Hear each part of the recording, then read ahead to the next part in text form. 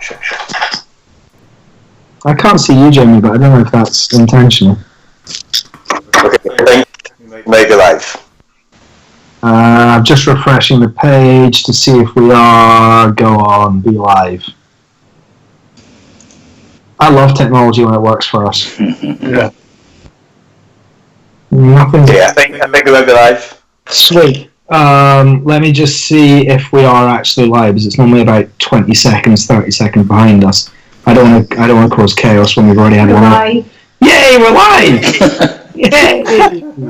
We're live. That's from the official back of house at my end. Hi guys. Round 2 of what started off as the world's biggest gin tasting, but has now become a combination of cocktails, pub quizzes, gin, some general chit chat, and hopefully everyone's keeping well. I'm James Sutherland, 56 North in Edinburgh. I'm joined by the same team as last week, or 2 weeks ago, was it now? It's 2 weeks ago. Lockdown's starting to add up days. First of all, I suppose I should do some introductions. Sean, my partner in crime on the podcast. Jamie, I don't know if you want to cut into him now as well. How's it going, guys? How are you doing? Had a really fun time the last time, and I'm looking forward to this one, so let's get going. Yeah. How's things with you, mate? Lockdown treating you well? Yeah. Just keep busy. Still working away for the Scotsman, so keep me busy as always. Good. Glasgow. I'm stuck around the Edinburgh area, but I'm assuming Glasgow's quieter than a normal and sort of going as. Yeah. I think Glasgow are keeping everybody's keeping their head down, which is good, and just working away. Good. So next person joining us again is Jamie Summerhold. Hello.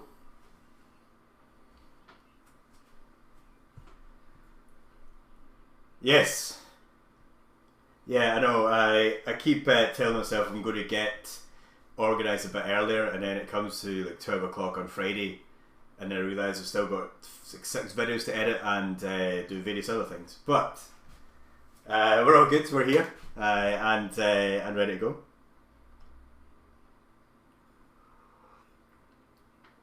Yeah, I've been recording videos all day of cocktails, so I've got everything set up. I might just keep this just as a permanent house bar setup. I quite like it.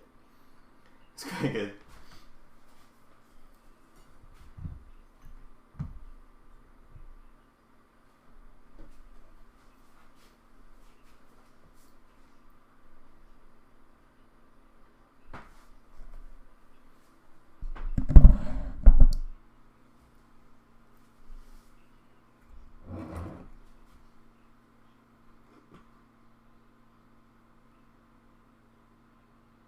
Yeah, I've got a few that are shot between me and Steve. We're going to teach you a little bit about cocktails, give you some good recipes, and keep on the comments if there's anything you want to know. Then we'll do our best to answer these questions as we go.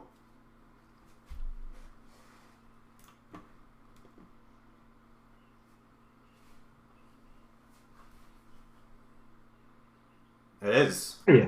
Hello, how are we doing? Good, man. Busy week? Yeah. I've got lots of tidying done, a little bit of painting, done some work as well, I should say. But yeah, no, it's been fine. Good. In Glasgow now, so kind of climbing the walls, sat in the house myself, but getting there. Completed the office as well, which is always good. Nice. And then the last person joining us again is our good friend Finlay Nicol. Finn, how are you? Not bad, mate. How are you? Good. Can't complain, actually. I've had quite a productive week. Banging my head with a few things, as a few business owners will be. I know we were talking about that earlier. But other than that, it's a case of just getting on with it. I've done a lot of gardening, actually, which has been really nice. Fancy pants. I know.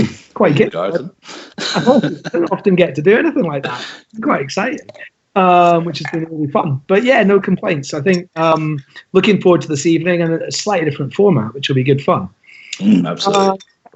That probably brings me on then to how we're going to run this evening a little bit. So the plan is this evening we're going to do things much the same as last time, but we're going to mix it up a bit. We made a much bigger pub quiz that's going to run all the way through the video. So the plan is we'll do a little chit chat first of all with myself, Sean and Finn, just to catch up with all things that are going on in the world of not just gin but spirits, and one or two other bits and bobs, I guess, as well. And then we're going to intersperse it with a cocktail video, followed by a round of a pub quiz, followed by another cocktail, etc., etc. So it's keeping a nice little flow going this evening. Hopefully, everybody drinking something fun, local. Who is that? Sorry.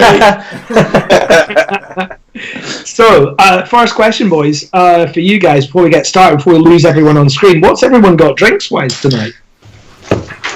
So I'm keeping it Glasgow with the illicit gin, which is an absolute cracking gin. If you haven't tried it, definitely recommend it.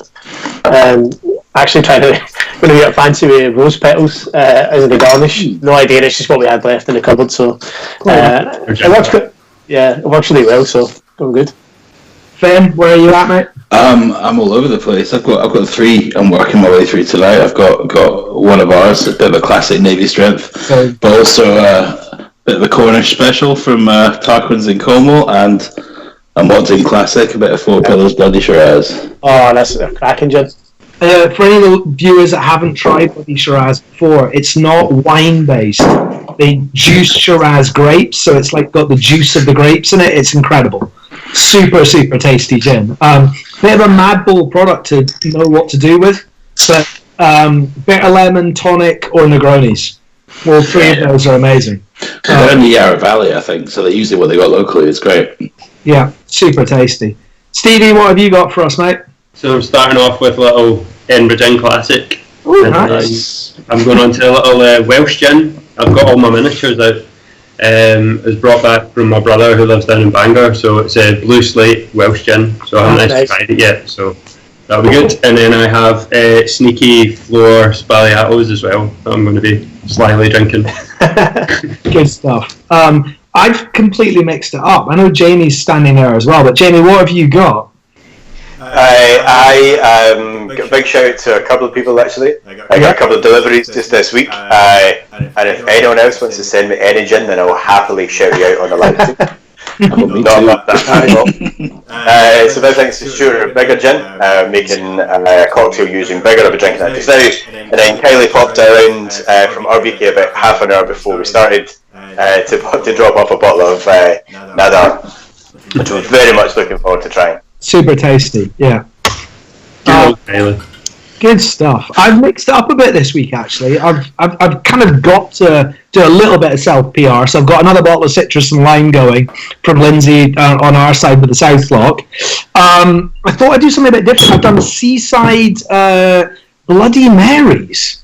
Nice. I've done a whole jug of them. It's in the fridge this evening with good friends at Isla Harris. And then lastly, just because it's all gin, I kind of don't want to forget about the other small guys that we've got in Edinburgh, and I've been meaning to buy a bottle for a while because I do love it, and I bought one for home of the Sweet Dram Edinburgh rum, which is really tasty, really quite smoky, but really, really lovely with Fever Tree ginger ale. So just mixing it up a little bit with something different. It doesn't have to just be the gin guys that we're promoting. Sometimes nice to do something for the other small local distilleries, and they're local. So if Dan's watching and wants to send me a bottle of the Whiskey Amaro, then I'm more than happy to accept. So guys, let's crack on. I think first things first, I think the three of us are gonna have a wee chit chat about all things going on in Scotland, and there's been a ton of stuff happening still. It's amazing that even in the lockdowns, people seem to be finding ways to either help out the NHS or do the hand sanitizer thing or keep production going or deliveries or anything. It's been amazing. But Sean, anything caught your eye, mate? Yeah, so we were just talking earlier on about the fact that originally I was quite sceptical of the whole aspects of doing these virtual pubs and virtual hangouts, but I've become a complete convert, not just through this, but just other things I've done. You know, we did a virtual pub for the work, which was great fun, and also I just recently had my first proper virtual whiskey tasting, which entailed having drams sent out to us in a pack to then drink along with the guy who was doing the tasting. It's great fun, just really, really enjoyable, and it's just really interesting to see all of these amazing brands finally embracing technology properly, you know, and doing some really great things like we're doing, and creating really good tastings, hangouts, and just giving like educational things for people to do while they're bored in lockdown, basically. Yeah, I think it's great. I mean, the more we can embrace the tech side, I mean, it's you never don't want the human interaction when it comes to a tasting. There's something really nice about that for someone like me that does them all the time, like hosts them all the time. But I love the idea of being able to engage with customers you otherwise couldn't engage with. And I think the virtual space is incredible. I think everyone I know seems to have downloaded one of either Skype, Zoom, or House Party, or all of the above. And it's amazing how well we're all staying in touch and doing pub quizzes and ridiculous stuff. So I do love it. I'm fully on board with it as well. I think it's a great idea. I know, I was laughing. I was just saying the other day that I love the fact that people are still sticking to this weird Friday-Saturday schedule. So everybody's like booking things for Friday and a Saturday rather than like the rest of the week when nobody's doing anything anyway. It's like, I've got about 4 invitations for later on tonight. I've got another 2 for tomorrow, and I'm just like trying to say to people, I'm not doing anything on Sunday, not doing anything Monday, like give me a shout then as well. Brilliant. No, it is weird. Like, we are creatures of habit, I guess, aren't we? And there's still quite a lot of people working Monday to Friday. I know you've been working, Sean, and it's kind of slightly harder for me to do much, but there's still the wheels grinding a wee bit. So I guess people are still looking forward to the weekend in their own different way. But all good. Finn, anything caught the eye, mate? Oh, not a lot. Just still grinding away, just working. Yeah. Trying to sort my pub out at the same time as working this weekend. Not eligible for a grant apparently, which is disappointing. I feel the MPs get 10 grand to work from home, but we don't get a grant to keep our pub alive. So it's a bit of a struggle. Don't get me started. I'll turn it to Alex Jones. But that sort of thing. Working a lot, still cracking on with work as much as possible. Trying to keep as many projects going as we can. Obviously, not being able to liaise direct with the public is difficult, but working on as many virtual elements as we possibly can, and just try to stay busy, keep active, keep going. Good. I mean, I'm the same boat as you, mate. We're sadly out with the grant side, and it doesn't make life easy. I'm not going to pretend it does. No, absolutely not. No. It's a struggle, but it's one of those things. I guess we've got to at least take the small mercies that we're getting support on the wages side, at least. Yeah. Which is something, but it's sad for the Scottish operators. That's all I would say. That a lot of us are getting done over with it. But let's not get into politics. This is not space. Well, on that note, can I just say that maybe a great idea if you have the opportunity. Everybody's supporting the NHS, which is brilliant, and if you can, donate to anything that supports the NHS, who we're really thankful for. But also just small businesses. Keep in mind that during the lockdown, there's a lot of small businesses out there that are still trying to, provide services, either being, drinks deliveries or creating drinks for people during the lockdown. Maybe think about trying to support them. If you see somebody asking for a pay it forward scheme, maybe pay £20 just now and get a voucher or something. It'd be really helpful, and it really, really does make a difference for people, especially in the current circumstances. I think it's going to be good fun. I mean, I think there'll be a gradual rebuild for all of us, but I think everyone's looking forward to when we can eventually get back out and about. And actually, Finn, that was another one we were talking about before this morning. You're down in Portobello direction, aren't you? Yeah. It's an interesting one. I mean, there's a lot of folk out there. And especially being an Easter bank holiday weekend, I thought the beach was particularly busy this afternoon. It's a difficult one because everyone's very much entitled to take their hours exercise, but there wasn't an empty bench at one point, and there's just families having picnics on the beach. I don't know. It just worries me. We've just had the worst day of coronavirus deaths. We've just overtaken, I think, anything that Spain had. I think remembering that we still have to maintain the rules and maintain distance and push on is very important. That's where this sort of thing comes in, though. This is why this is fun. Let's do some fun stuff that doesn't involve going down. Stay inside, drink some gin. Exactly. Stay in, drink some local gin, or rum as well. Gin. We've got rum to mix in tonight, so all good. But and I think in terms of timelines for all of us, I think it's inevitable the lockdown is going to get extended. So all good. I did notice actually our friends down at Leith Gin in Edinburgh that have done a huge amount of sanitizer, along with a whole bunch of other gin brands. I mean, we tried to list them all off last time. There's hundreds now that are doing it across the UK. they're taking a wee break next week from production, and it's quite good to see that people are starting to realise this is a marathon, not a sprint, and that there needs to be some degree of kind of normalisation of what we're doing currently. I think the hand sanitizer thing's cracking. I mean, it's still going strong as well, and it's maybe not getting the PR it was right at the start. Yeah, I was just going to say one of the things that I think is really important about that is there's a really good map that shows you all the different distilleries in Scotland that are doing it, and it's literally countrywide. You know, most gin distilleries are doing something to some degree, or they're trying to help out where they can, and it's just wonderful really to see these small producers giving back to the communities that really matter to them, and it's great to see that, you know, not just NHS frontline but also care services that really need these things, they're being supported by these small producers that are creating really good hand sanitizers for them. So it's just an amazing thing to see. It's one of the things that I think I've been most, you know, positive and reinforced by, you know, my humanity, is to see all these great, you know, small producers doing something really important as well.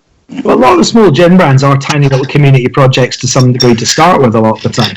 You know, they're not big multinational brands, they're small local projects, and their community buys their products. So the fact they're handing back is kind of great to see that how much they realise the value of those consumers. Yeah, I mean, it's just, I was talking to Mike from D-Side Distillery recently, and, you know, he's one of the first to, you know, to start doing this, and he was just saying that he was spurred on by the community. Like, he didn't even realise this was a problem until, you know, it was explained to him by people in his community. So it was nice to see that he's now gone countrywide and trying to help other communities around the country as well. Well, I must say, I did a big shop this morning out at aforementioned large Edinburgh wholesaler. Hey, Juniper's here. How is she? She's good. Good. And yeah, it was Costco actually, and they had toilet rolls back in, and they had hand sanitizer and all the stuff. So supply chain wise, it's looking pretty good again, isn't it? That everything's kind of evening itself back out, which is great to see. Yeah, I think some of the big companies stepped up and started allocating GNS in huge quantities, so it should filter through into the supply chain sooner rather than later. It's good. Yeah, it's good. It's good to see. I think that's a key part of it. Hey, she's happy as Larry today. I know, she's just want to get involved.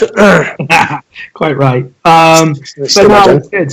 So, Jamie, I don't know if you can still hear us. Are you still there? Yes. Good man. Are you going to tee up your first cocktail bed? Are we not? Maybe that'll be easier to. Yeah, that's easy done. So let me just get them back open in front of me. Bear with me for a second. I've managed to open. You're all back on. Oh. Right, bear with me, sorry, I've managed to click on about 4 things at once here. Classic live streaming mistakes. I've only got 2 screens and I could do like 6. Well, you get that, that's it, James. We'd asked everyone for questions again, and we'd actually got some really good ones again this week, in terms of the virtual tasting side. And I know quite a few of them, Jamie, you're going to cover when you're making the drinks. Yes, we are. We'll try and answer between us. There were some good ones going on. Right, let me get this back open. Sorry, go over for a second. Comments, here we go. Right, so the first question, always a good one. Harry Potter themed drinks. Now, who wants to take this one? Come on. Now, I saw the comment and I thought they were wanting us to dress up as Harry Potter characters. I agree. Just 9 3/4 ml of gin. And You've got a beard. Brilliant. I have to point out that I've maybe watched like 1 Harry Potter film. Shocking. I know. They're great. They're actually really good. Like, I'm a big fan. I'm not the best person to talk about that. Well, I was going to say one of the things we talked about was colour changing gin, which might work quite well. Yeah. And then the other one was, I don't know if anybody's actually seen it, but there's a really amazing distillery in the Highlands called the Fairy Tale Distillery. Yeah. And it looks like a building from Harry Potter. It's genuinely a distillery building. It looks like this kind of German fairy tale. It looks like it could fit right in Diagon Alley as well. So Yeah, I think it's a brilliant one because it actually does literally look like something straight out of a Harry Potter movie. In terms of making the drinks, I definitely think the colour changing gins are a great wee trick, and they're reasonably readily available now. They're not that hard to get. The two Scottish ones that jump to mind are our friends at Old Curiosity, Secret Herb Garden, and I know McQueen's have done a few as well. I'm sure there's others out there, and apologies if I'm missing anyone obvious, but they're the two that jump straight into my brain. So there's also, I know we discussed it earlier, but I can't remember what it's called, like blue peas. If you make ice cubes from that, when tonic hits them or anything kind of acidic hits them, they go blue. Yeah. So they're always quite good as well. And if you're feeling really fancy, dry ice, but. Always a risky one. I don't know my local dry ice supplier, but. And please, if you do ever order it, don't swallow it. That's the rule. So that was from Elsa Nickel. The second question is Alison Giles. Something with gin and Cointreau or amaretto. Now, gin and Cointreau straight away screams another question we've got further down from Susan Daly, which is a white lady. Very classic gin cocktail, super, super tasty. Basically just gin, lemon juice, Cointreau or something sort of orangey. Can be done with or without egg white. Personally, I quite like it with egg white, so it gives it a nice creamy sort of smooth head. But it doesn't have to be done that way if you don't want to use egg white. With that, we've got one of the videos we'll be doing later on we'll explain about egg whites and alternatives to that. Because we had a couple of questions relating to that, so we'll discuss that. As far as Cointreau goes and things like a white lady goes, the cocktails that we're making today are fairly similar in that you can sub in Cointreau for other types of liqueur. You can add them in. And one thing that I kind of tried to point out when making our videos of the cocktails is to try with simple cocktails to begin with. And then you can make your own variations of. So you can add a little bit of Cointreau in there. Now we'll show the video shortly, and we'll kind of throw in where we can add in things like our Cointreau. Nice. Just thinking with amaretto as well. It's just kind of came to me. You could kind of use it in a sort of kind of stirred down drink. Use it kind of like a Negroni kind of style. So you're getting a nice bit of kind of cherry to it, and like kind of. It's obviously not a classic, but that's how I would use it. I know it's not a gin drink, but I'm a huge fan of an amaretto sour. Oh yeah. Just lemon juice, egg white, and a big measure of amaretto. Just give it all a shake. It's utterly brilliant. Yeah. Super simple drink as well. They're all ingredients you probably have at home. Eggs, lemons, and if you've got a bottle of amaretto, then you're cooking. I'm making one of them tonight. I just decided. That's a super easy one. Next one's vermouth and bitters from Jane. I know you're going to answer that one later on, Jamie, so I'll leave that one it is. Catherine Nicholson, something for pink gin. Now, I'm going to take this one because it's a question I get literally all the time. Can we clarify something here? And this is just me speaking for a second. Pink gin is a colour, not a flavour. So if you say pink gin, I'd always think about the flavour, not the colour. Because pink gin might be hibiscus, it could be strawberries, it could be raspberries, it could be rose petal, it could be anything. So maybe try and get away from pink gin and think about the flavour. I think pink gin classically is just gin and extra bitters, no? Yes, old school, proper approach. But I think nowadays when people go, can I get pink gin, they're meaning something quite different, or a lot of Indeed. But that's a decent one. So pink gin is rule of thumb. If it is one of the sweeter, more fruity ones, soda, lemonade, tonic all work well with it.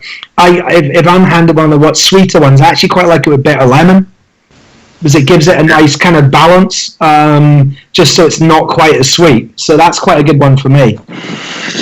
She's followed that up straight away with and something for lavender gin. Now I know, Jamie, you're going to touch on a drink later on that'd be amazing with this. Yes, indeed. This again, try to incorporate these questions in the cocktail videos we made. So I've made mention to lavender as a flavour in some of the cocktails. Yes.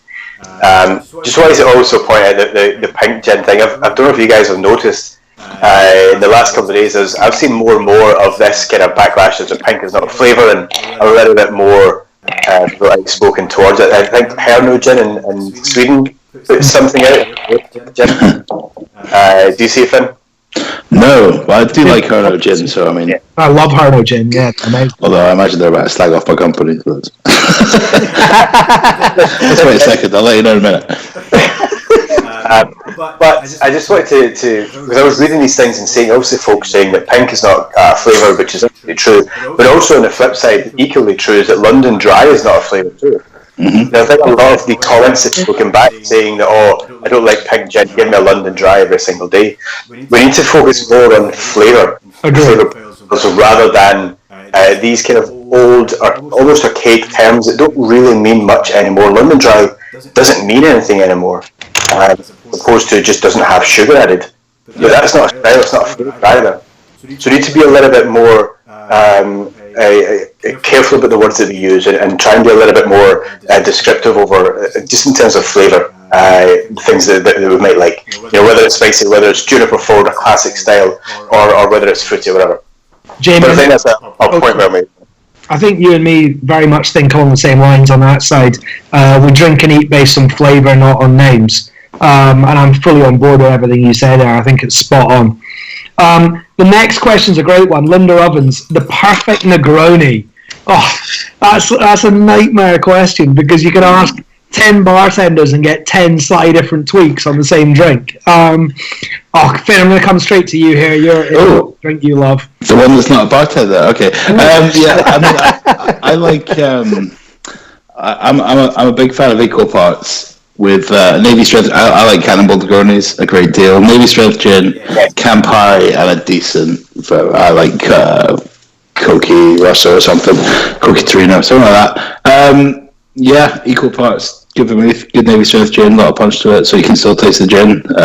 That'd be my favourite Negroni. Nice. Sean, have you got any preferences?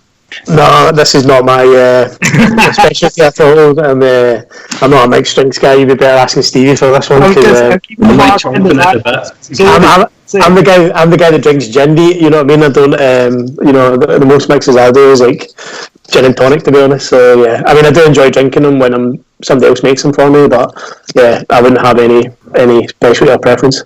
Stevie, come on then. I know you're gagging to tell us. So you've come to me because Negroni is actually my favourite drink in the whole world. So I hope everyone's got 20 minutes while I tell you about it. So similar to Finn, just kind of it's all about the quality of what you're using, but equal parts. But recently I was at Hey Palu in Edinburgh and they did a Negroni using Cynar Amaro rather than vermouth, and that was absolutely amazing. A bit of like celery bitters as well.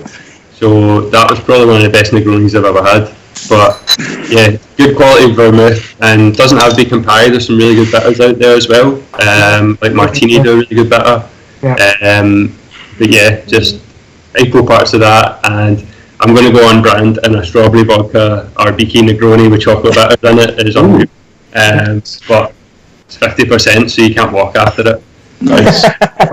So I think we're all out of time now that I've taken it all up talking about Negronis, but I'm staying up. It's point out though, Sean, I think you'll back me up here, is the best Negroni is made with Buckfast. Actually, that is the point. Negronis. Forgot about that. Yeah.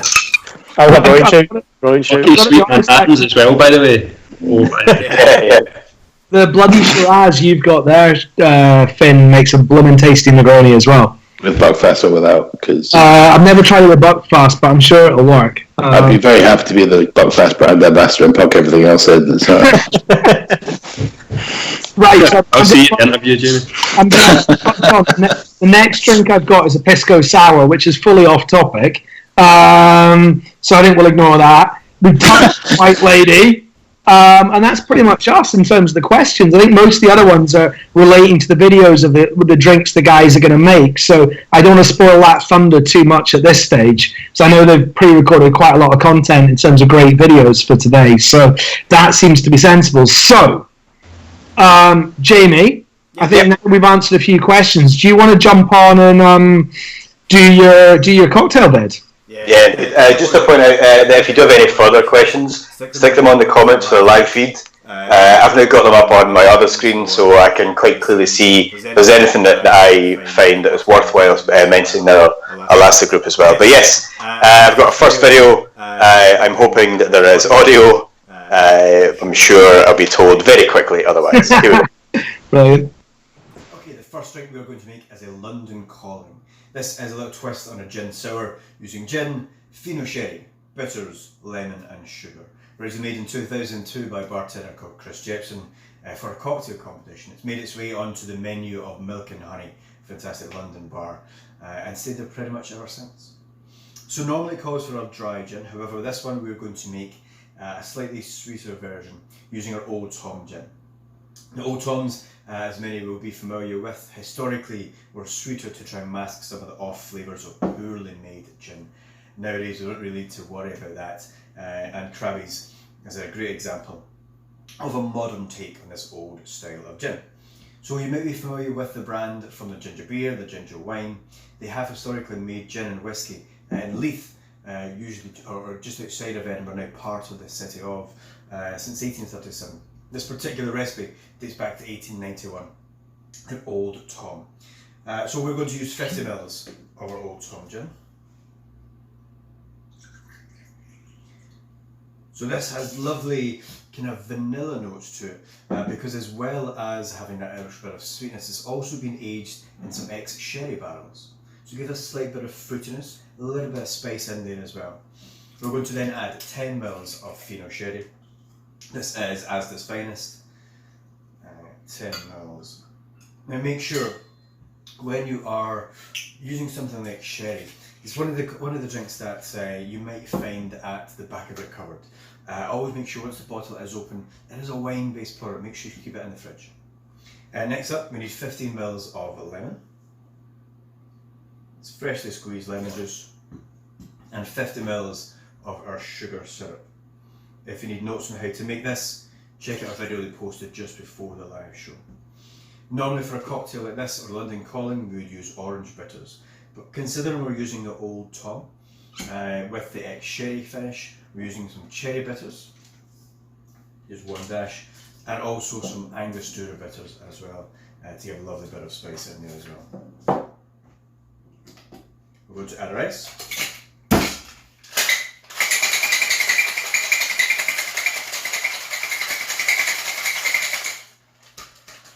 Give it a good shake, and we're going to strain. Serve it straight up into our champagne coupe or Nick and Nora glass, whatever you have.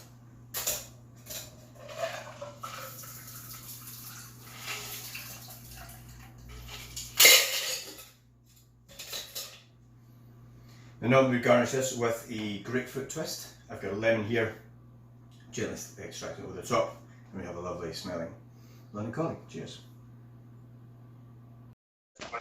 Go. Hey guys, I'm hoping you can hear me again. The video quality this week on the videos, round of applause for this. Well done. Much better. Pre-recorded audio this time, which is making things a lot cleverer. As promised, we're going to do round pub quiz, and we've got 15 general knowledge questions. Now, you can put the answers in the comments, but if you want to play blind here, don't look at the comments because you'll probably get people giving you the right answers. I'm going to rattle through the questions and we'll give you answers at the end of each round. So you'll get 15 questions followed by the question again with the answer. Okay? So general knowledge questions. Question number 1. Which ranks higher in the Royal Navy? And you've got 2 choices. A captain, or B, a commander. So which ranks higher in the Royal Navy? A captain, or B, a commander? Question number 2. What is the most consumed manufactured drink in the world? That's question 2. What is the most consumed manufactured drink in the world? So that's basically anything that isn't water. Question 3. In physics, matter has 3 fundamental states: gas, solid, and one other. What's the other? Yeah. So in physics, matter has 3 fundamental states: gas, solid, and Another. Question number 4. Tale of Two Cities is a book written by which author? So that's question number 4. A Tale of Two Cities is a book written by which author? Question number 5. 2010 saw the official opening of the tallest building in the world. This is as of January 2020. What is the name of that building? I can see Sean writing answers down here. Yes. Yeah, I'm playing along. I've been writing them down as well. Question number 6. Singer-songwriter Bobby Brown was born in February 1969. To whom was he married between 1992 and 2006? So I'll repeat that one. Question number 6. Singer-songwriter Bobby Brown was born in February 1969. To whom was he married between 1992 and 2006? Right, question number 7. The Boeing 747 jumbo jet made its first test flight in February of which year? And you've got choices. A, 1959, B, 1969, or C, 1979. I'll repeat the options. A, 1959, B, 1969, or C, 1979.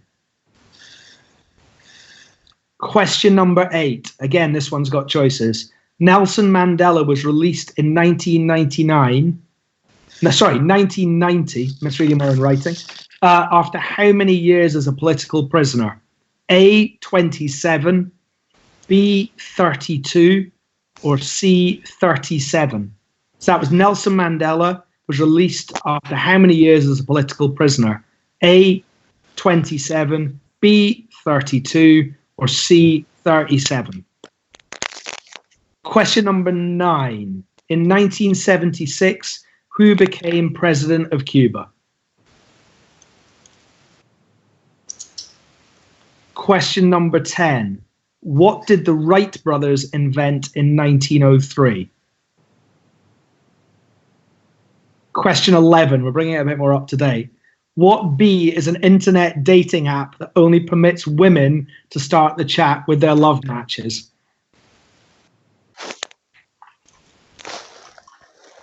Question 12. Chardonnay and Merlot are types of which fruit? Question 13. In April 2019, a major fire broke out in which iconic French building? So 13. In April 2019, a major fire broke out in which iconic French building? And then 14. Who was the Greek goddess of love and beauty? I've got choices for you. A, Apollo, B, Athena, or C, Aphrodite. And lastly, quite appropriate for current, which US president declared, ask not what your country can do for you, but ask what you can do for your country? And that's your 15 questions, guys. So that should be 15 questions you've got. I'll give you a second. If anyone wants to hear any of them again, have a quick mark in the comments, and I'll see if there's anything coming up. We're about 30 seconds behind you, so I'll just give you a wee second to catch up, so I can see where you're at. That Bobby Brown question's a killer, man. I'm trying to think of the answer. That's the easiest question. I was going to say. There's a few tricky ones. What do you reckon you got? I'm going 12 out of 15. I've got full Right, marks. someone wants 2, 9, and 15 repeated. So, question number 2. This is a great question. What is the most consumed manufactured drink in the world? That's question number 2. The other one we wanted was 9 and 15. So 9. In 1976, who became president of Cuba? And 15 was which US president declared, "Ask not what your country can do for you, ask what you can do for your country." It's a fairly famous quote. Right. Is everyone ready? Shall I go through these? Yeah. Right. Guessing a couple now. Yeah, guess away. This is part. I think I got most of them. Okay, I'm putting this all back up. Right. Put us all back up. This will be a bit of fun. So, question 1. Which ranks higher in the Royal Navy, a captain or a commander? Well, those of you that are the James Bond fans will be sad to hear that it's actually a captain. It's not the commander. So the captain is the higher rank. What is the most consumed manufacturing in the world? It's actually tea. Yeah.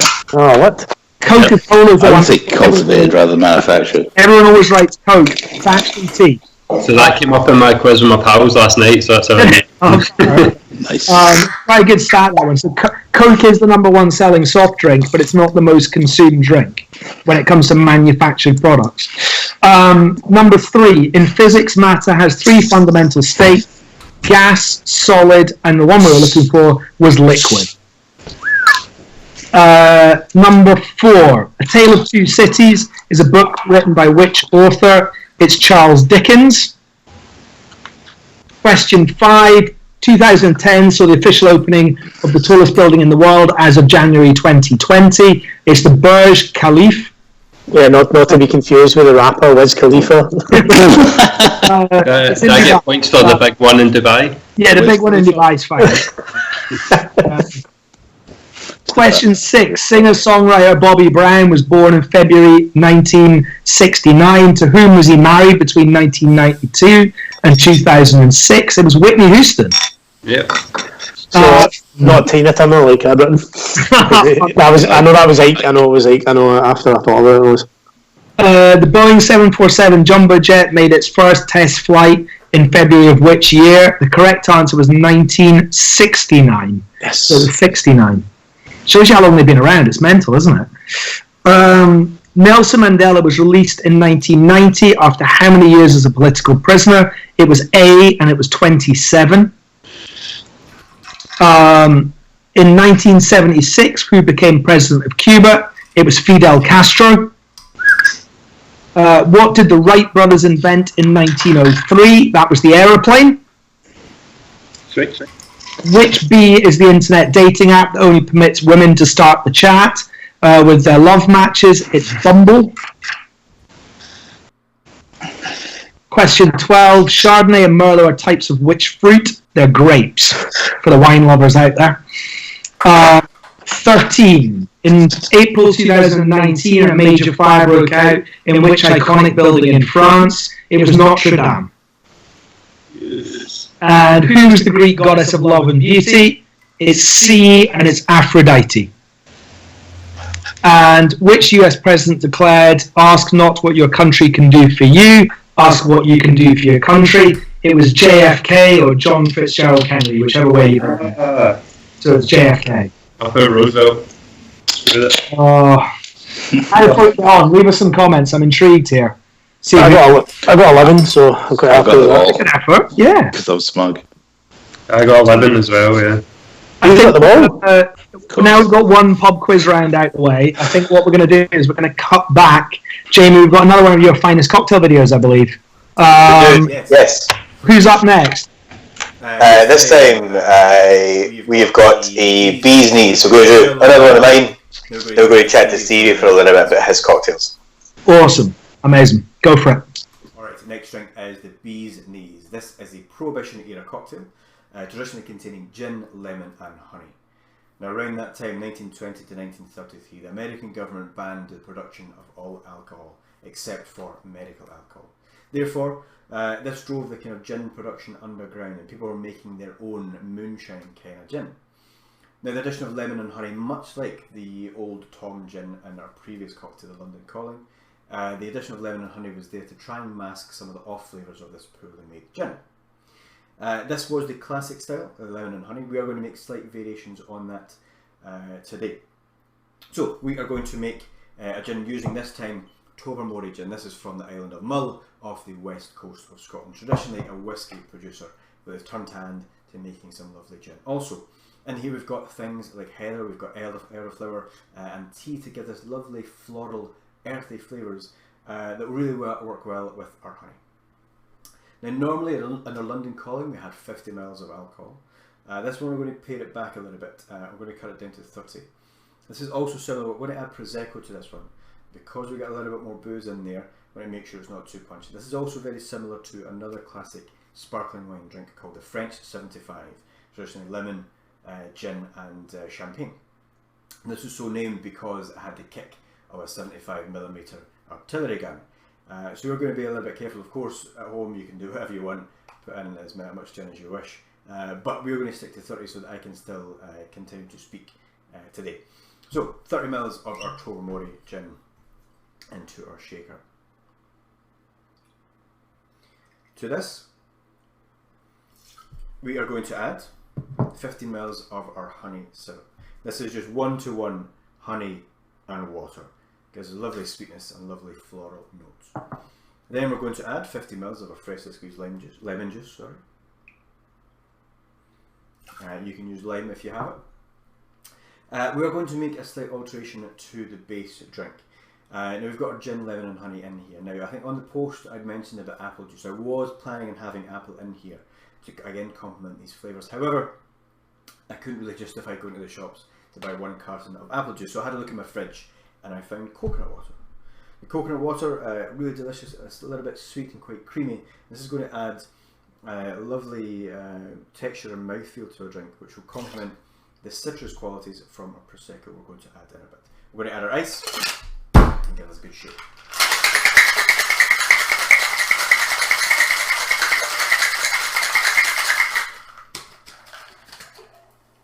We're going to double strain into our champagne flute. Make sure we don't have any ice in here.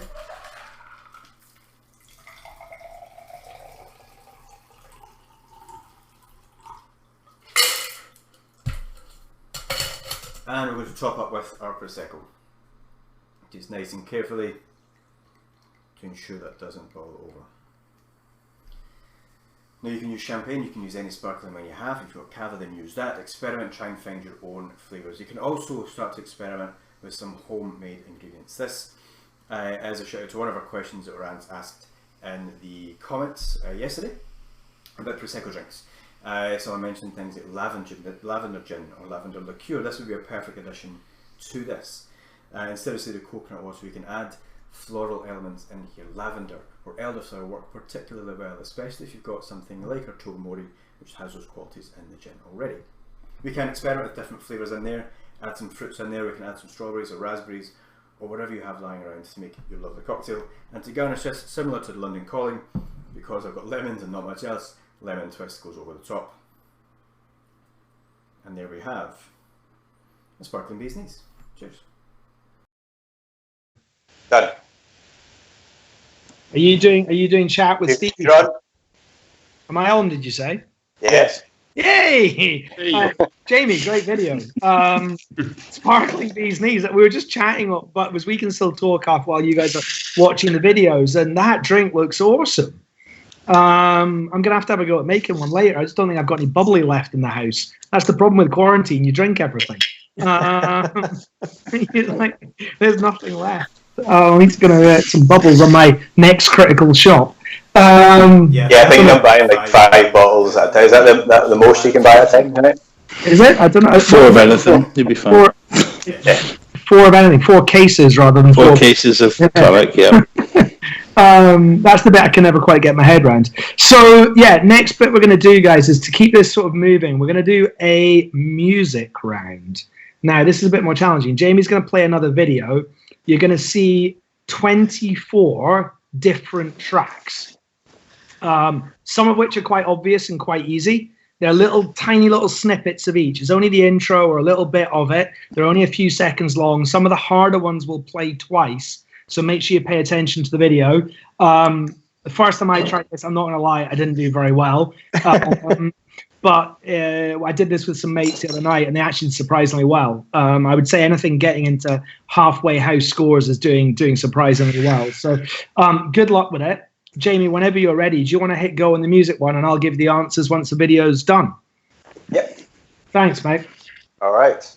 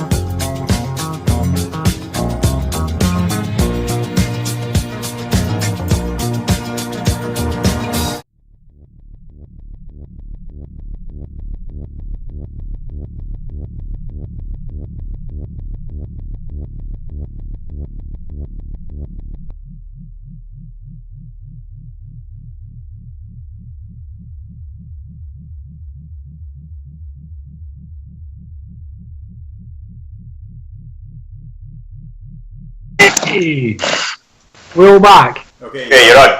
Sweet, good man. Some tricky ones in there, I'm not going to lie. There's some easy ones, but also some pretty tricky ones. It's fun listening to you guys. So, here we go. Right. Someone turn off. Someone turn off this. Right. We'll go back through these and we'll see how everyone's done. So, number 1 was Seven Nation Army by the White Stripes. Yeah. Number 2 was Blockbuster by The Sweet.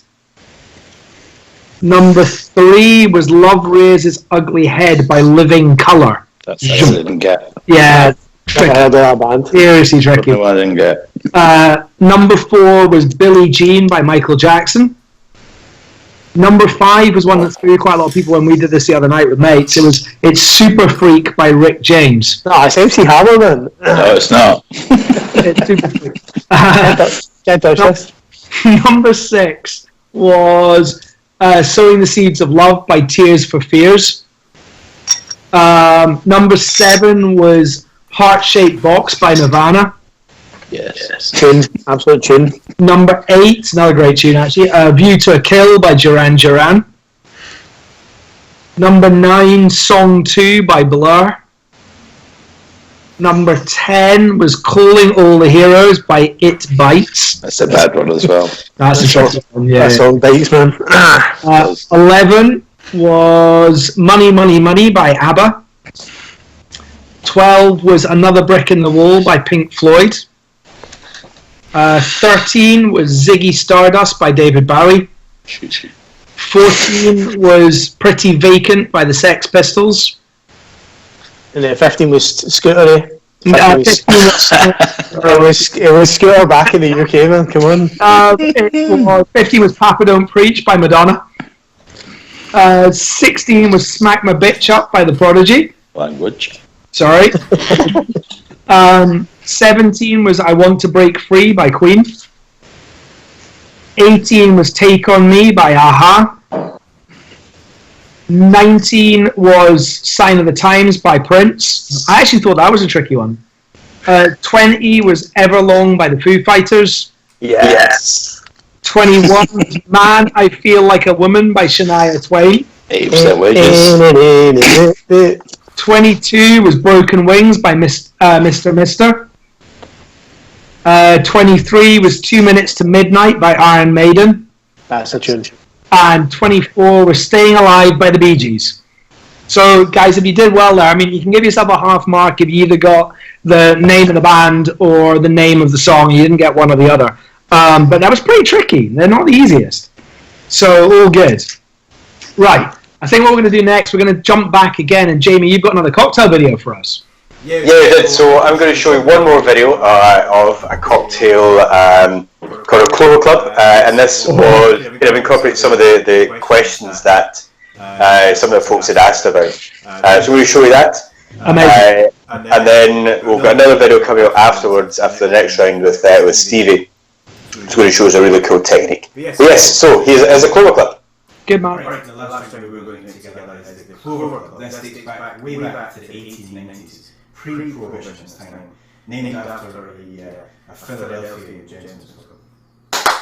Alright, next drink you're going to make is the Clover Club.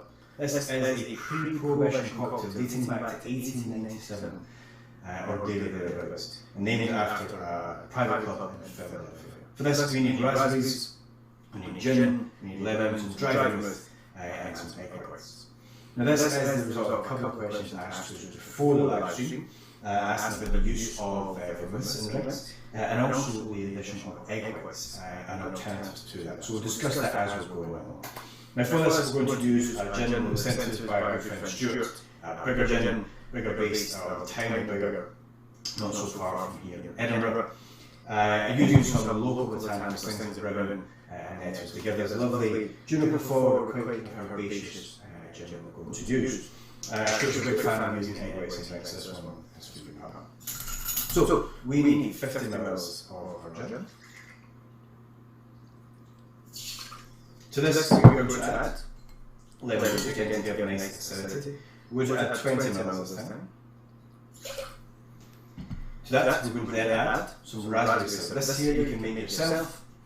You can add a raspberry jam with a touch of sugar and water, or some fresh raspberries blended up with some sugar, or simply just whack some raspberries in and get it good muddled up. So for this, we're going to have 25 ml of a raspberry syrup. We're going to add dry vermouth in here. And again, just like our sherry that we had on Little Colin, we need to make sure that this remains in the fridge. This is a wine product also. 10 ml of dry vermouth.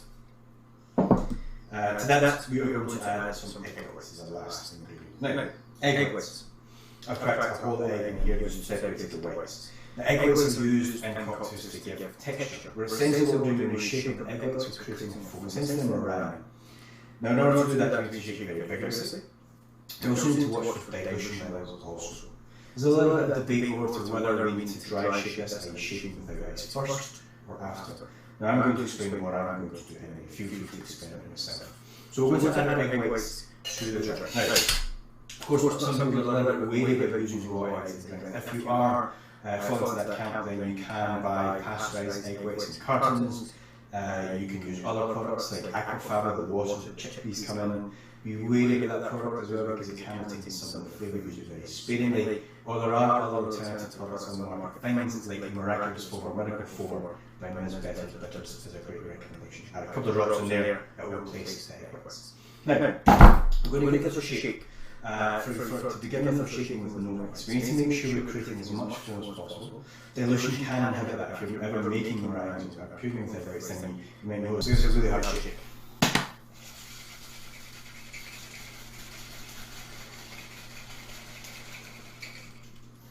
We're then going to shake with this.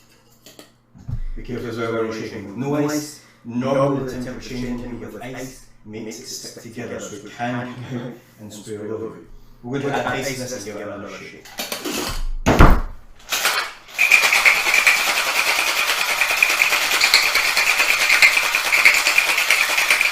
This time we're bringing it down to temperature, adding a little bit of dilution, already cooked that lovely frothy foam that you'll see.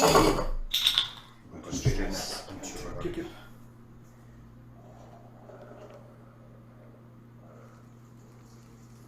That lovely silky foam on the top.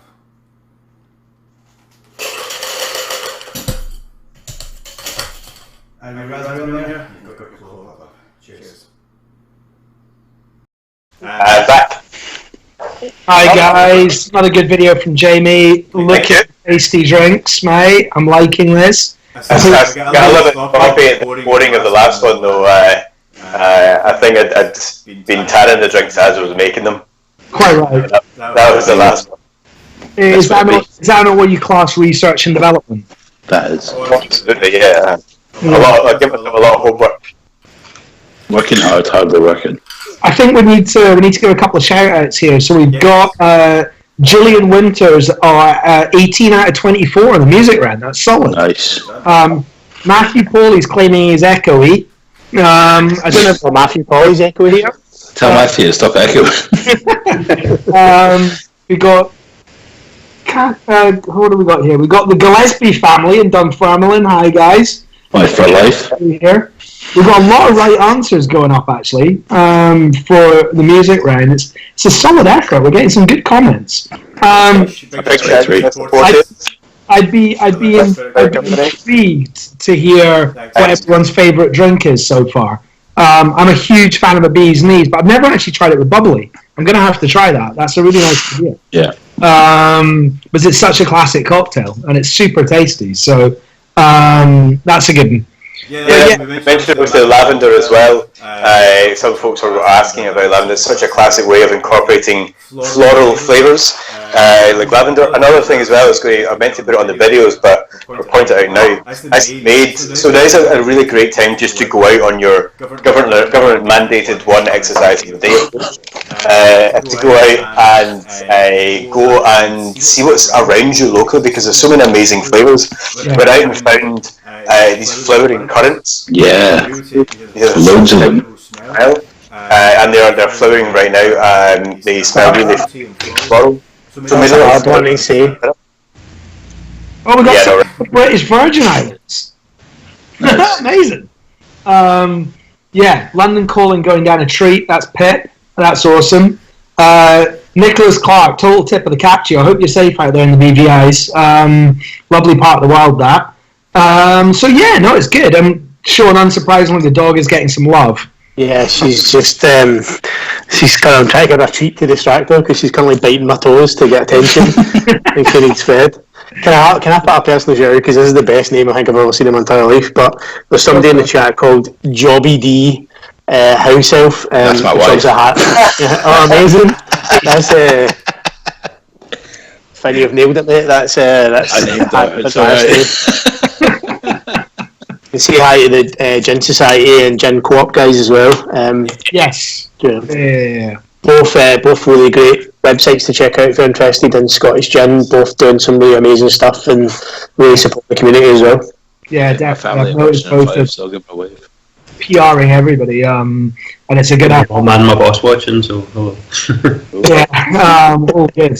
So good to see. Right, I think what we should do is we should crack on, Jamie. If we're going to keep this pub quiz followed by cocktail videos going, the next round of the pub quiz may or may not be tricky, depending on where people are at. It's a sport. So should we do that next then? Shall I do my 15 sports questions? James, you're on. I'm on. Right, I'm good to go. So question number 1. In the Tour de France, who wears the white jersey with the red polka dots? So this is question number 1. In the Tour de France, who wears the white jersey with the red polka dots? Question number 2. The game of snooker originated in which country in the latter half of the 19th century? The game of snooker originated in which country? Oh, we got feedback. That's someone there. Sorted. Is that Sean? Well, he's gone. I think probably Sean's left the room. Sean's left the room and left us a feedback. Sean! Right. What? There's nowhere else can hear that apart from you. Okay, carry on. Question number 3. What name does England rugby coach Eddie Jones use to describe his match day replacements? Awesome. So what name does England rugby coach Eddie Jones use to describe his match day replacements? Question number 4. Which athlete was stripped of her 3 gold and 2 bronze medals won in the 2000 Sydney Olympics after admitting steroids? So I'll repeat that. Athlete was stripped of her 3 gold, 2 bronze, won in the 2000 Sydney Olympics after feedback there, Sean. steroids. Question number 5. There's a half point on this one for each answer. Who was the Formula One World Drivers' Championship winner 4 times between 2010 and 2013, and which racing team did he drive for? So that's the name of the driver and the team he raced for. Question number 6. In which decade did Roger Bannister run the world's first record 4-minute mile? I'm going to give you options. A was the 1940s, B was the 1950s, and C was the 1960s. So that was the first 4-minute mile. Question number 7. The Marquess of Queensberry formalised the rules for which sport? So the Marquess of Queensberry formalised the rules for which sport? Question number 8, a bit more fun with this one. On a football pitch, what stands 8 yards wide and 8 feet high? Oh, Gascoigne. On a football pitch, what stands 8 yards wide and 8 feet high? Everyone can hear us, by the way. That's why I'm trying to keep a straight face, because I can hear you a lot and no one else can. Right. Question 9. Which French striker finished the leading scorer in the Premier League in 3 consecutive seasons between 2003 and 2006 and features in a Renault car advert? Question number 10. Which British athlete won gold in both the 5,000 and 10,000 metres and the Summer Olympics in London in 2016?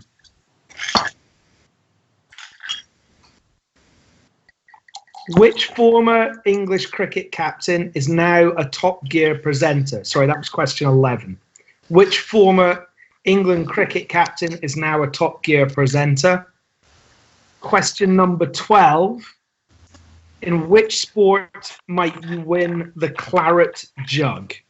So question number 12. In which sport might you win the claret jug? Question 13. Prior to becoming Muhammad Ali, what was Ali's birth name? So prior to becoming Muhammad Ali, what was Ali's birth name? And then question 14. Which British rider won a 3rd Tour de France title in 2016? Which British rider won his 3rd Tour de France title in 2016? And question number 15.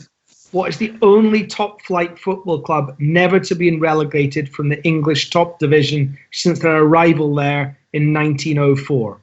So repeat that one. What is the only top flight football club never to have been relegated from the top English division since their arrival there in 1904?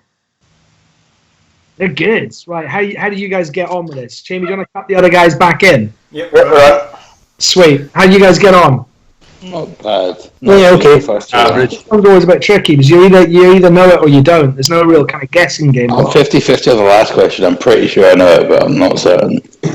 Okay. So Muhammad Ali one was good. Yeah, Muhammad Ali was a good one. It's actually more of a general knowledge one to some degree. Right, so in the Tour de France, who wears the white jersey with the red polka dots? That is King of the Mountain. Hill. It's Stevie. But King of the Mountain, or the okay. Question number 2. The game of snooker originated in which country in the latter half of the 19th century? It's India. Yeah. Didn't know that. No, I don't know that either. Nope. Question number 3. What does England rugby coach Eddie Jones use to describe his match replacements? It's finishers. He doesn't call them substitutes, he calls them finishers. Arsenal. Subs with an A. Subs. Got to be careful what we say on rugby. Oh, sorry. Yeah. Question number 4. Which athlete was stripped of her 3 gold and 2 bronze medals won the 2000 Sydney Olympics after admitting steroid use? It was Marion Jones. Yeah. Question number 5. Who was the Formula 1 World Drivers' Championship 4 times between 2010 and 13? And which team did he drive for? It was Sebastian Vettel, and he was driving at the time for Red Bull. Which decade did Roger Bannister run the world's first recorded 4-minute mile? This is question 6. 1940s, 50s, or 60s? It was the 1950s. 1952. I didn't actually write that down. Probably was. I think that's right. Question number 7. The Marquess of Queensberry formalised rules for which sport? It was boxing. Queensberry rules. 8. On a football pitch, what stands 8 yards wide and 8 feet high? It's a goal. Not Gaza. Oh, it's not Gaza. Halfway through to make me giggle. But yeah, goal. Question number... Everyone can hear everything we're saying, by the way. That was my fault. Dear. Yeah. Question number 9. Everyone heard that. That was Diamond Patter.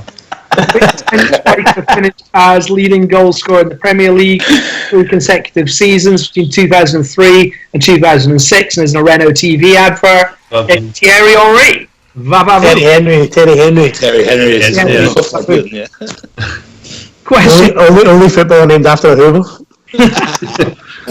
Question number 10. Which British athlete won gold in both the 5,000 and 10,000 metres at the Summer Olympics 2016? It was Mo Farah or Sir Mo Farah. Question 11. Which former England cricket captain is now a Top Gear presenter? It was Andrew Flintoff or Andy Flintoff. Freddie. Yeah. 12. In which sport might you find the claret jug? It's golf. 13. Prior to becoming Muhammad Ali, what was Ali's birth name? It's Cassius Clay. 14. Which British rider won his 3rd Tour de France title in 2016? It's Chris Froome. And 15. What is the only top flight football club never to have been relegated from the top English division since their arrival in 1904? It's Arsenal. Everyone would have thought Man United, but they have been relegated. It's Arsenal. So there we go. That's the sports one. So we're done and dusted on that. Jamie, back to you, sir. We've lost video on me. Oh, we lost video on you. I'm working on it. Can people hear you at least? I can hear him. I can hear you. Oh, that's at least a start. There he goes. It just popped off while I was streaming. So, right, someone tell some. I'm going to go to Stevie. If you could introduce Stevie anyway, because in case folks can't hear me. Yeah, that makes it. That plays it safe. So, just in case you guys can't hear Jamie, I'm going to introduce Stevie from RBKey. Stevie, hi. I believe we've got a lovely cocktail video of you next. What are you making us? So I was making a little basically strawberry and balsamic spritz, but using our RBKey Axe gin and doing a little strawberry shrub, which is nice. Always good for. It's just a little bit of a kind of different way of doing things. So some vinegar and strawberries in there. So there's some pretty horrendous pictures of me trying to cook strawberries in my kitchen coming up. But yeah, so that'll be all good. And as I say, we're using our Axe gin, which is actually a bit of a charity gin as well. I'm just going to take this second to plug it. So every bottle of that we sell, we give £1 to motor neuron disease, because the act who it's named after unfortunately suffered from that. So check out on the website. So getting that plug in while I can. Well, we're having technical difficulties. Perfect. Jamie, whenever you're ready, mate, do you want to hit go on the Indeed. lids? Thanks, man. Hi, how are you doing, guys? It's me again, Stephen, and I'm going to be showing you how to make a little strawberry and balsamic shrub. We're going to put that in a drink later on as well. Reason I've chosen to do a shrub is just wanted to kind of show you ways of using up things that are in your house. Like example, a shrub's basically maybe some fruit, some sugar, some vinegar. So we've got going into the shrub here, we've got strawberries, some balsamic and stuff like that. I'll show you everything that's going in it in a second.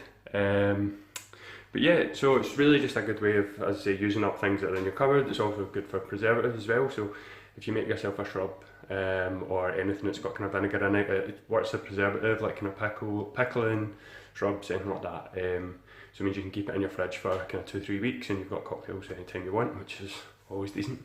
So yeah, so we're going to put the shrub together and then I'm going to make a little kind of gin fizz with the shrub, some gin and some prosecco as well. So for the shrub, we have strawberries, We've got some water here, we've got some sugar, which is obviously carefully measured out.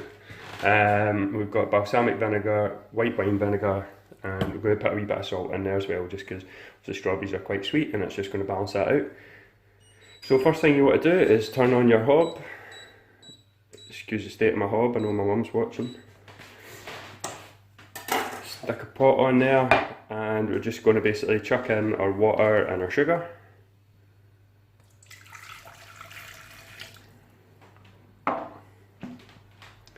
Anyone who was watching the World's Biggest Gin Tasting, you'll notice that I'm doing all this filming myself.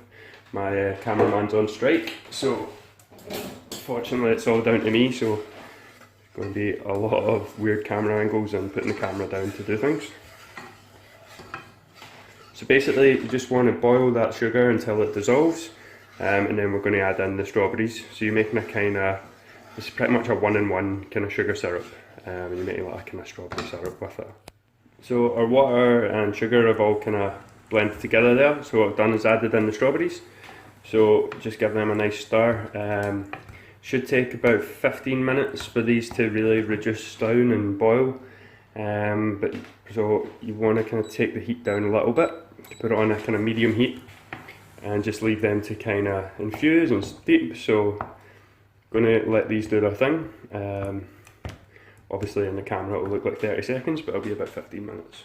Going away for about 10 minutes now, so they're just about done. What I'm going to do now is just add a wee sprinkle of salt.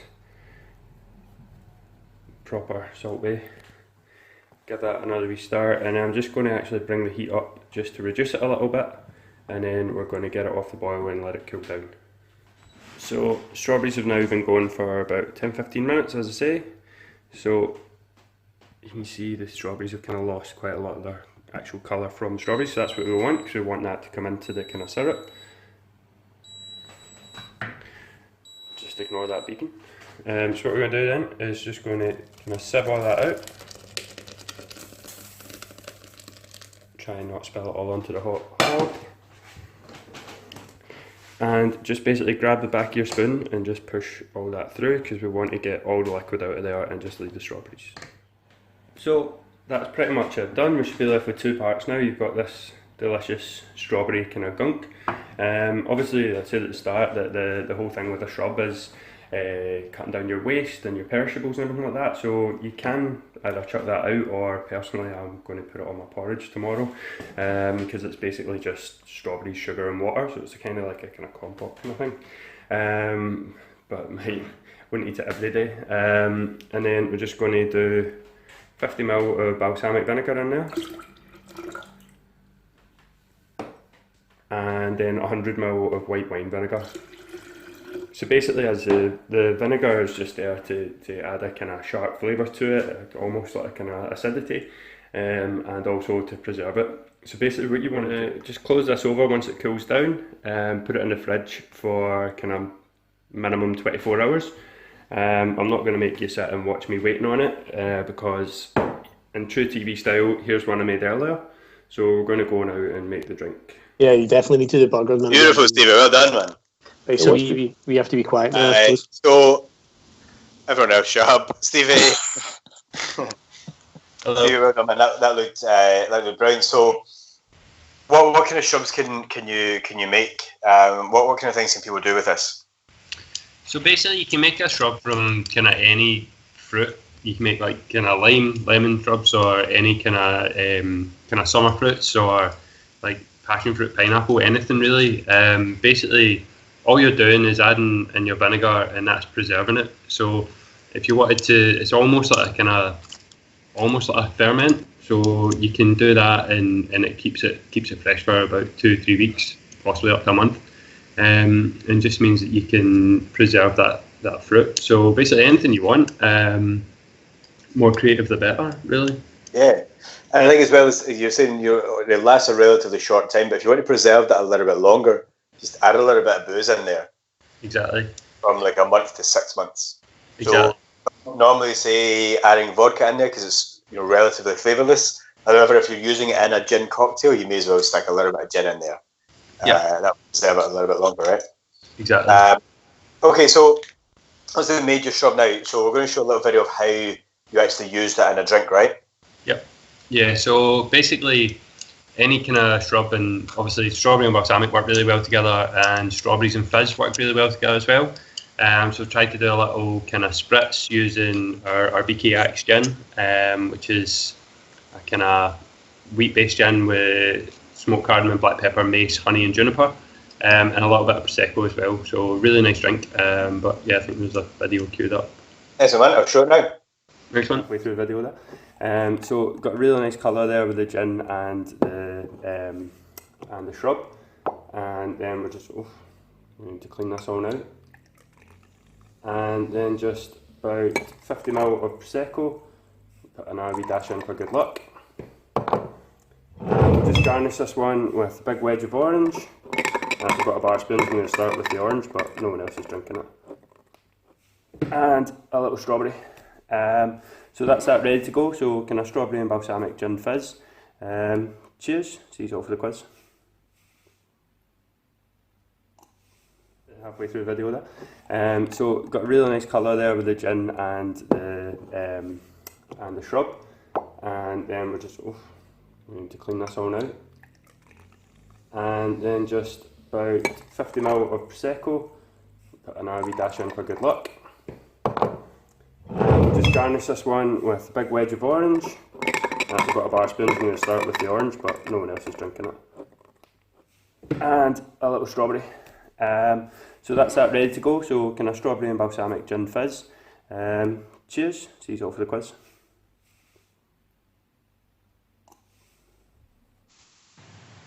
We're on. Hello. Hey guys, we're back. Another brilliant drink. Well done, Stevie. Can I make a quick point? It's just to say that Drinks Globe is amazing. I definitely want one. I'm so jealous. Yeah, they're cool. Yeah, get it. I think the thing is, all these drinks are actually really, really tasty, but really easy to make at home. Like they're sort of serious end cocktails, but ones that you can pull off without too much tricky. A little bit tricky. Yeah, but I'm old school when it comes to cocktail thought. I love the idea of like a drink being simple but tasty. That's super tricky. Yeah, that's the main thing. It's like it's a nightmare. But I think in terms of that, shrubs in general, like you were saying, are utterly brilliant, and they do last pretty much, far longer than fresh fruit would in the fridge. So they're a big win at this particular times like this, where we need to be thinking a little bit ahead in terms of how long things will last. So they're good. Yeah, I really love the idea of using. That was up until very recently. That was the way to add acidity into drinks. It's only been in relatively recent times that we've been able to use lemons and limes. So if you look back at old cocktail books, the use of shrubs is very prevalent. Yeah, that's a classic ingredient. I was just going to say I really loved the use of a Terence pint glass to measure out the sugar. That's Glasgow represent, I'm a single guy who lives alone. I don't really have scales and measuring jugs and that. Just before Matthew Polly mentions it, milliliters of sugar do not equate to grams of sugar. That is true. So if you can weigh things rather than measuring by volume, that'd be better. Yeah. But weigh your half pint in attendance first. It's a standard weight in Glasgow. Yeah, exactly. Yeah, half pint of everything. Yeah. Good stuff. Right, are we going to do the final round of this pub quiz then? Yes. We've got one more round. This is a tricky one. There is a movie round coming up. So what you guys are going to see on screen will be a compilation of movies. Most of them are reasonably long little periods, but there's a couple, particularly kind of like about a third of the way through, that flash up really quickly. There's 40 movies in total, and one movie comes up twice, but everything else is an individual film. So good luck with it. My mates the other night when they did this did really very well. I was quite surprised. So best of luck, Jamie. Whenever you're ready, mate. Do you want to hit go on the movies? Yeah, let's go.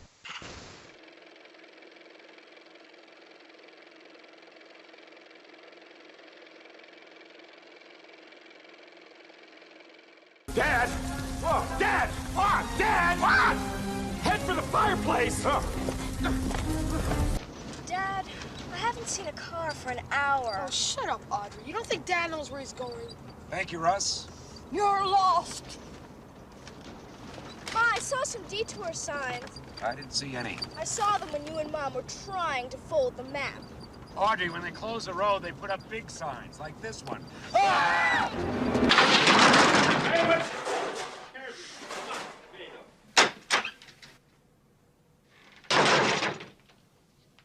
Andrew Clark! Get up here. Come on, front and center. Let's go. Hey, how come Andrew gets to get up? That's right. If he gets up, we'll all get up. It'll be anarchy.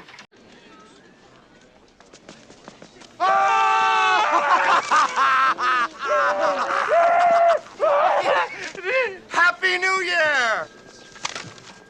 Winthrop. Valentine. I've been told a long time ago. I've been told, baby, you've been told I won't be no fool no more.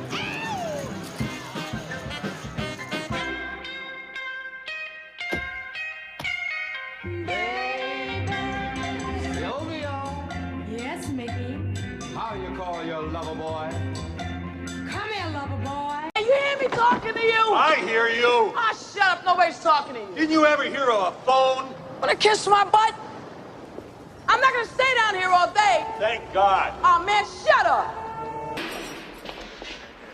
That's right. We bad. That's right. You know what I want to do? What? You know what I want to do? What? Strut. What do you think Ferris is gonna do? It's gonna be a fry cook on Venus. Well, shake it up, baby, now. Shake it up, baby. Twist and shout. The coolerator was crammed with TV dinners and ginger ale. But when Pierre found work, the little money coming worked out well. C'est la vie, said the old folks. The culture show you never can tell.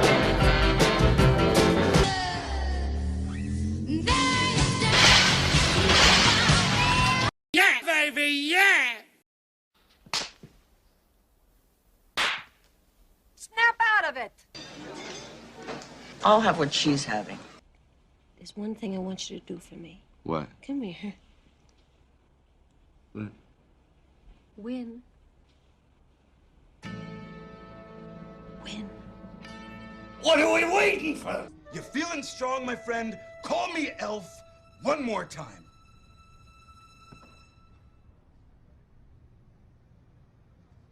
He's an angry elf. I'm Batman.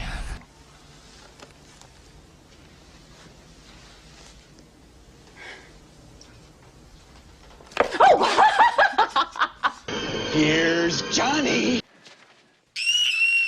They're here.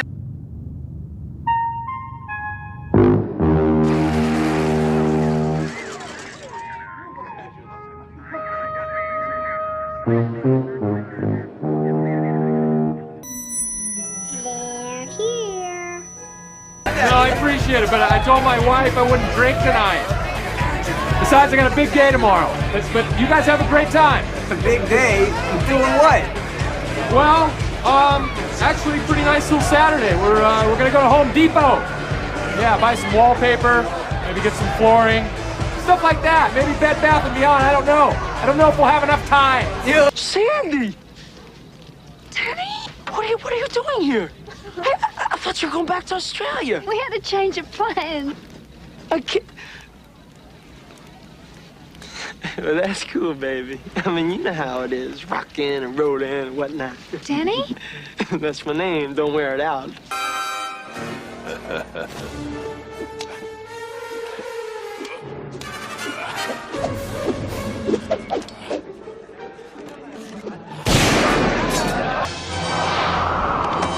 Easy, miss.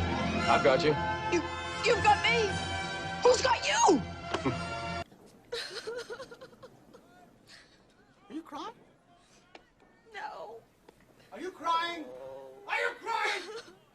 There's no crying. There's no no crying in baseball! You gonna get away with it. Not up in here! Not up in here!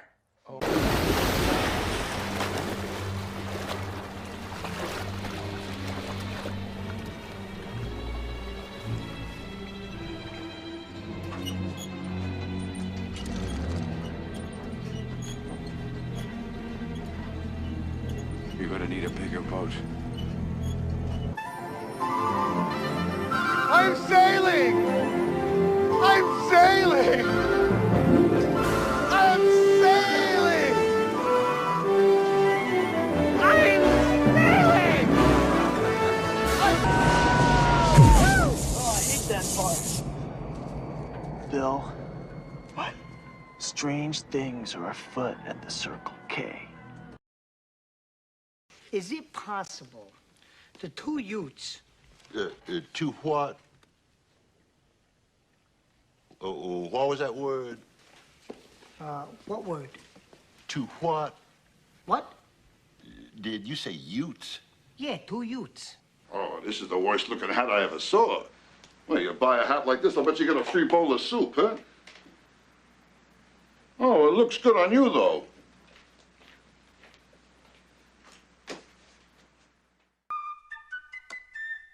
Good morning, Vietnam! Yeah, but don't you be thinking that I'm gonna be calling you sir.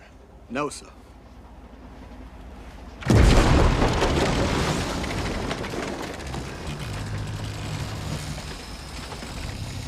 It's my boat. Legal contact for me.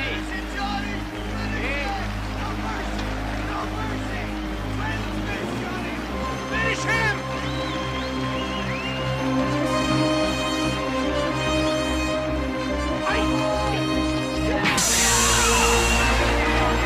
You're all clear, kid. Now let's blow this thing and go home.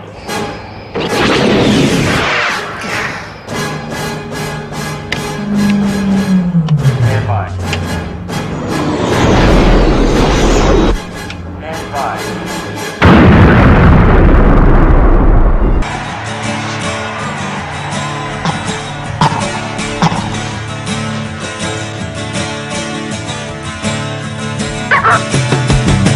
I'm alright.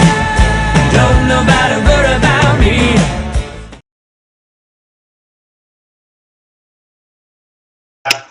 We're back. Boom. Right, guys, how did you get on with the videos? I don't know. I think there's a few tricky ones in there, but it seems like you've done all right.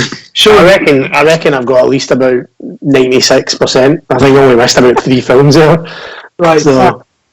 Tell you what, there's quite a few there I want to rewatch at some stage. Shall I rattle through the answers quickly? Because there's 40 of them, so I'll go at speed. If you've got it in the wrong order, don't worry too much, because I know it's hard to keep order. Right, number 1, Indiana Jones and the Last Crusade. Number 2, National Lampoon's Vacation. Yep. Number 3 was The Breakfast Club. Number 4 was Trading Places. Number 5 was Casino. Number 6 was Dirty Dancing. Yep. Number 7 was Ghost. Number 8 was Stir Crazy. Number 9 was The Nutty Professor. Number 10 was Staying Alive. Number 11 was Ferris Bueller's Day Off. Number 12 was Pulp Fiction. Number 13 was Flashdance. Number 14 was Austin Powers, The Spy Who Shagged Me. Number 15 was Moonstruck. 16 was When Harry Met Sally. 17 was Rocky 2. 18 was Elf. 19 was Batman Begins. 20 was Pretty Woman. 21 was The Shining. 22 was E.T. 23 was Close Encounters of the Third Kind. 24 was Poltergeist. 25 was Old School. 26 was Grease. 27 was Indiana Jones and Raiders of the Lost Ark. 28 was Superman the movie. 29 was A League of Their Own. 30 was The Hangover. 31 was the original Jaws. 2 was heard that. Who was that? What about Bob? 33 was Bill and Ted's Excellent Adventure. 34 was My Cousin Vinny. A great movie. Jack. 36 was Good Morning Vietnam. 37 was Forrest Gump. 38 was The Karate Kid. 39 was Star Wars Episode 4. And 40 was Caddyshack again. Yeah, pretty much got all of them. We say Colin Staying Alive. What was that one? Staying Alive? Is it not Saturday Night Fever? No, it's just Staying Alive. Alive's the name of the movie. I'm not sure that's right. No way to prove anything. Carry on. So yeah, guys, it's been fun. Favourite drink of the evening? Let's go around. Sean? Probably the gin I'm cracking into just now. Which has been, what? What is it you're drinking? Still the illicit. Nice. Kind of work my way through this bottle. I also halfway through had a Vesperus gin as well, which is pretty good. Yeah, fair. Finn? Yes. Favourite drink of the evening? I'll give you two. These two, blend them together, make a Negroni out of them. They're absolutely slamming. It's the perfect combination of sexy and cool. Nice. Nice. Tell yourself. So I've been slyly drinking. Well, I'm going to go back to the perfect Negroni conversation. I've been drinking Negroni Sbagliatos under the camera. Nice. So it's just Campari, Sweet Vermouth, and Prosecco. So tidy. Yeah, nice. Always a good one. Jamie, are you partaking back there, or are you? Oh yes. Oh yes. My favourite drink was probably the London Calling from earlier on. That was absolutely banging. If anyone wants to go, like, it's the kind of drink that if you've got some sherry at the back of your cupboard, you can pick out and make some amazing London Callings with it. Or, like me, go to Asda and pay £4.97 for this stuff. Yeah, definitely buy sherry. It's good to support the whiskey industry as well by buying sherry. Yeah, right. Yeah. Good stuff. Well, Scottish by sherry. It's been an absolute pleasure. I've enjoyed tonight. Jamie, round of applause for the video, mate. The cocktails have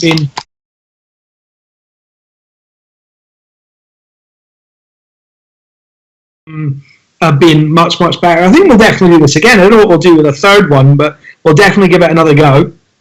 There was off mic there, maybe involving some cooking. Yeah, Finn was suggesting something like that, or a through the keyhole style tour of people's flats. Who drinks a tour like this? Who lives here? Who gets smashed in this building? Oh dear, good fun. But listen, guys, can I do a couple of shout outs? One is to all the small craft gin brands again. They're tiny, they're working hard, they're doing hand sanitizer. Some of them are losing money doing what they're doing, but they're still doing it. So massive tip of the cap to those of you that are doing it.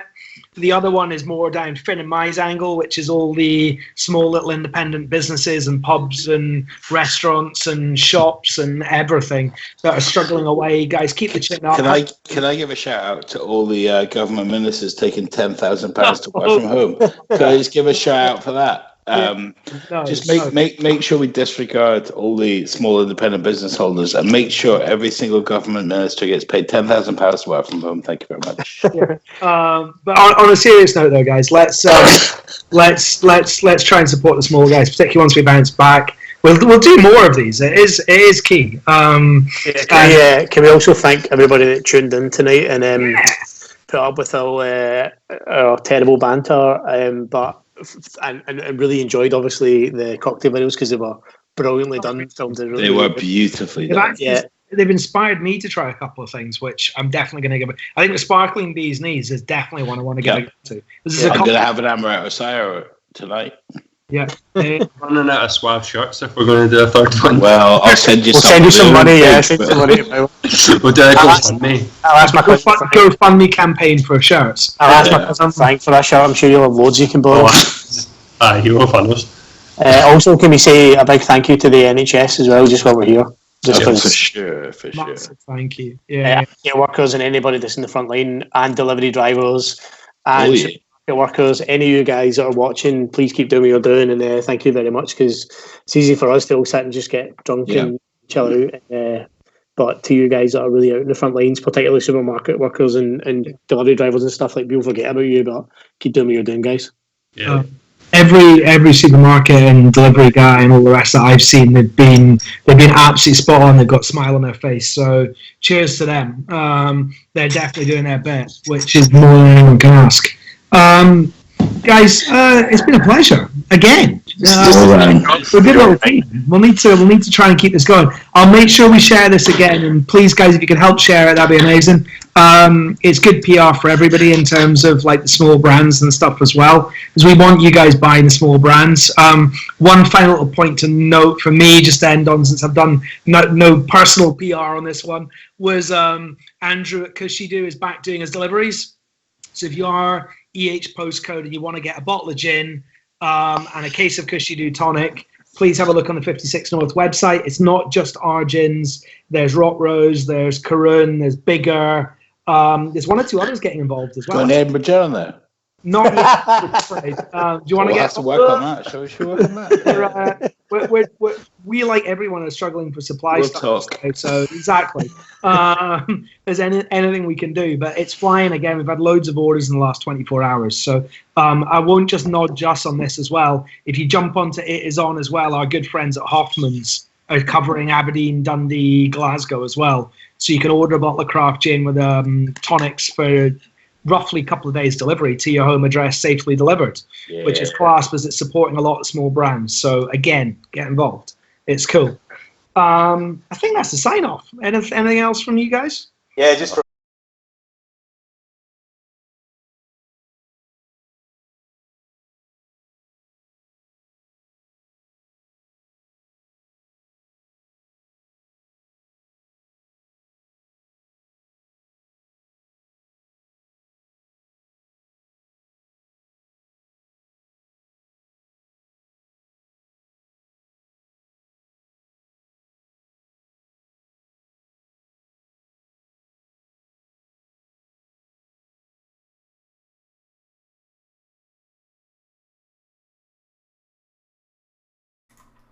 Okay, I think you can hear me now. Okay, cool. So you missed all that, but I got a couple of pals who were watching the live video. We've got a group chat. So thanks to Lauren and Kirsty and Ewan and everyone else who's watching. Happy birthday to Will tomorrow, my best pal, and my brother Scott. Happy birthday. And also I run Juniper Festival as well, which was meant to be at the start of June. So we put a post just this week saying that we rescheduled that to the end of September. So if anyone hasn't seen that, do get in touch. We're doing it Saturday, Sunday. This is a slightly changed festival this year, just to obviously going with wherever we can. But check out our Facebook page. It's got all the information you need. Get in touch with us if you need to. Fellas, anything else to add? Just one last thing, just if everybody could buy a newspaper. When we get a chance, it'd be great. But also, Joe Exotic for president. That's what Joe Exotic. Yeah. That is mad, that thing. Let's not get into that because you could be here all day. Just want to say, everyone stay safe and stay in, and hopefully we'll get all through this and we can actually have a gin tonic together soon. So yeah, absolutely. Stay safe. Still get murdered. Yeah. Guys, cheers. Thank you very much. And as I said, don't work too hard from home. Yeah. All of the videos for the cocktails and things will post separately on the event page. So have a look afterwards, and you can see the actual videos, and you can chat and comment and all these different things. Let us know. And share them endlessly. Share them. Yeah, share, and then share again. Perfect. We'll do more work on shares next week. It'll be brilliant. Perfect. Thanks, guys. Lots of love. Cheers. Cheers, guys. Thank you. Guys. Thanks. Peace. Bye-bye.